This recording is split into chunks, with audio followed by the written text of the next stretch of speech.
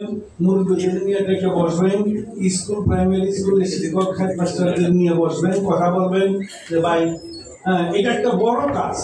আমি মনে করি সমিতির বিল্ডিং 10 তলা করাচ্ছে, এটা কোনো অংশে কম, আমার ব্যক্তিগত মত থেকে আমি বলতেছি কোনো অংশে কম না। আমরা যদি সমিতি দেশের শিবপুর এলাকার মানুষের ভ্রাতৃত্ব রক্ষা করতে পারি, ফ্যাটার্নিটি আনতে পারি, ফিলিং আনতে পারি। এই যে ঢাকা শহরে আমরা একজন আরেকজনকে চিনি না, একজন আরেকজনকে পেট্রোল করি না, একজন আরেকজনকে আমরা ফেসিলিটেট করি না, কারণটা হলো এই যে ভ্রাতৃত্ব না। ভ্রাতৃত্ব থাকলে এটা না করার কোনো কারণই আমি খুঁজে পাই না। আমিও দীর্ঘ বছর চাকরি করে আজকে 18 বছর প্রায় চলছে, আমি রিটায়ার করছি, চলছে দীর্ঘ বছর চাকরি করে, কিন্তু দেখছি প্রতি গ্রামে গ্রামে ঘুরে ঘুরে দেখছি এগুলো। তা আমার এই সমিতির পক্ষ থেকে আপনারা সমিতিতে ভালোবাসবেন, সমিতিতে আসবেন। সমিতিতে আরো এই যে আমাদের ঘোষণা হলো যত লাইফ মেম্বার বানানো যায় আমরা সেটা বানায় আমরা সমিতিকে সমৃদ্ধ করব। সমিতির আমি আগামী কমিটি, আমি জানি না আগামী কমিটি হয়তো একটা ঘোষণা হবে। আগামী কমিটি আমরা তো চাবই, প্রত্যেকেই আমরা চাবো। আমি তাদেরও অনুরোধ করব যে সমিতির এই দিকগুলো লক্ষ্য করে কাজ করা, যাতে গ্রামে গঞ্জে আমরা প্রত্যেকেই একটা ভাই বেড়াদর হিসাবে, ভ্রাতৃত্ব হিসাবে, বন্ধুত্ব হিসাবে, নিবিড় বন্ধুত্ব হিসাবে আমরা শিবপুরকে তুলে ধরতে পারি। একটা শিবপুরকে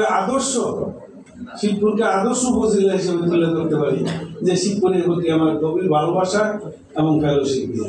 এটা আমি মনে করি আমাদের সমিতি একটা বড় বিল্ডিং বানানোর সে কোনো কম না। আমাদের প্রজন্ম, ভবিষ্যৎ প্রজন্মকে একটা সুন্দর পথ দেখায় যাওয়া, এটাও আমাদের একটা কাজ যদি আমরা করতে পারি। যদিও অনেক কঠিন, কাজটা কঠিন, আমরা আসলে রাজনৈতিক কাজের সাথে আমরা এটা পারি না। তো যাই হোক, এটা আমরা চেষ্টা করবো, আমরা এটা পরিবর্তন আনার জন্য। শিবপুর আপনারা রাস্তাঘাট এত ভিড়, এত জ্যাম বলা যায় না, তার ভিতর দিয়েও আপনারা আসছেন, অনেক সংখ্যক লোক আসছেন সমিতিকে মনে প্রাণে ভালোবাসেন, এটা আমারও বিশ্বাস, দৃঢ় বিশ্বাস। আপনারা আরো ভালোবাসবেন, সমিতির জন্য একটা হৃদয়তা রাখবেন এবং সমিতির বিভিন্ন ভাবে কাজে জড়িত হয়ে সমিতিকে উত্তরোত্তর এগিয়ে নেওয়ার জন্য চেষ্টা করবেন। এটা আপনাদের কাছে আমার অনুরোধ, শিবপুরবাসী, শিবপুর সমিতির সদস্যবৃন্দের কাছে। আর বেশি কথা তো অনেকেই বলেছে, তাদের কথা জনাব মোহাম্মদ মোমেন সম্পাদক থেকে যুগ্ম সম্পাদক হিসেবে, এবারে সাধারণ সম্পাদকের বলা 4 নম্বর বর্মন মঞ্চে আসার জন্য অনুরোধ করছি। ধন্যবাদ। দেখবেন আমাদের সামনে গিয়ে নষ্ট নির্বাচন সমাপ্ত, এইখানে নির্বাচনের সমাপ্তি ঘোষণা করছি। ধন্যবাদ সবাই।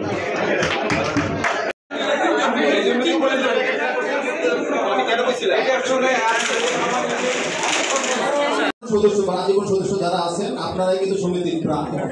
আপনাদের সার্বিক সহযোগিতা এবং আপনাদের আশেপাশে যারা আছে সবাইকে যদি আজীবন সদস্যভুক্ত করেন, তাইলে কিন্তু সমিতির তহবিল গঠন সহ কার্যক্রম গতিশীল হবে বলে আমি দৃঢ়ভাবে বিশ্বাস করি। এই ব্যাপারে আপনাদের সার্বিক সর্বাঙ্গীন সহযোগিতা কামনা করছি। মহান আল্লাহ তাআলা যেন আমাদের সহায় হন। ধন্যবাদ। এবার নবনির্বাচিত সভাপতি মহোদয় আপনাদের সামনে সংক্ষিপ্তভাবে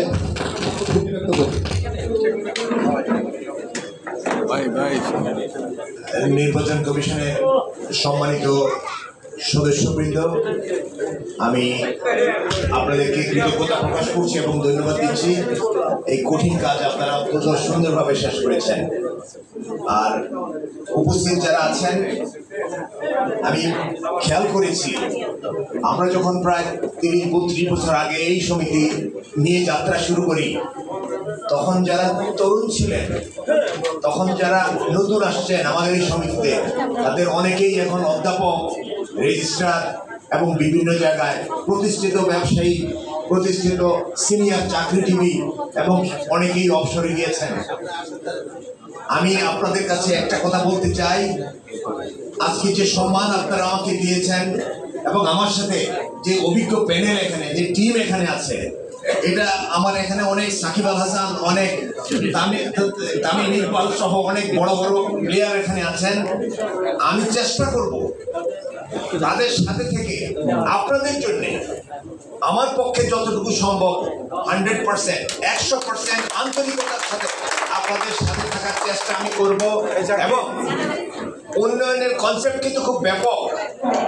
আমার বয়সে আমার যে উন্নয়ন, আমার নাতির বয়সে তার যে উন্নয়ন, আমার ছেলের বয়সে তার যে উন্নয়ন, এবং যারা নতুন চাকরির প্রার্থী তাদের যে উন্নয়ন, এটা কিন্তু বেরি করে। এই জন্যে আমরা চাইব, আমি আমাদের সভাপতি সাহেব এবং প্রাক্তন সভাপতি সাহেব এবং আরো অন্যান্য উপদেষ্টারা যে বলেছেন যে কল্যাণ করতে আমরা এত পিছুটান কেন, আমরা পারি না কেন, আমার 1 নম্বর অনুরোধ থাকবে, নিজের ভাই বোনের সাথে আমরা আন্তরিকতার সাথে ব্যবহার করব। আমরা যারা ঢাকায় থাকি, গাজীপুরে থাকি, টঙ্গীতে থাকি, আমরা টেলিফোনে তাদের সাথে সম্পর্ক রাখবো। আমাদের অনেক আত্মীয় স্বজন দেশের বাইরে থাকে, তাদের সাথে আমরা যোগাযোগ রাখবো। এবং যারা নতুন আসতেছে তারা যাতে ঢাকায় এসে, এই শহরে এসে আমাদেরকে অনুসরণ করে আমাদের মতো প্রতিষ্ঠিত হইতে পারে, আমরা তাদেরকে সেভাবে পরামর্শ দিব। আর একটা কথা বলে শেষ করছি, জায়গা বলতো